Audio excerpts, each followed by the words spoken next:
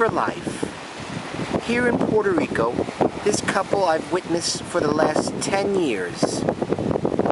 They occasionally have an offspring which stays with them for at least 2 years to learn the techniques of eating clams, crabs, and fish that wallow in the shallows.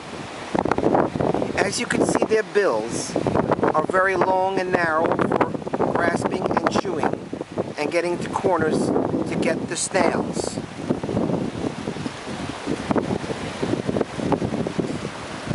These birds mate for life and will stay this way. I call them Mike and Lena.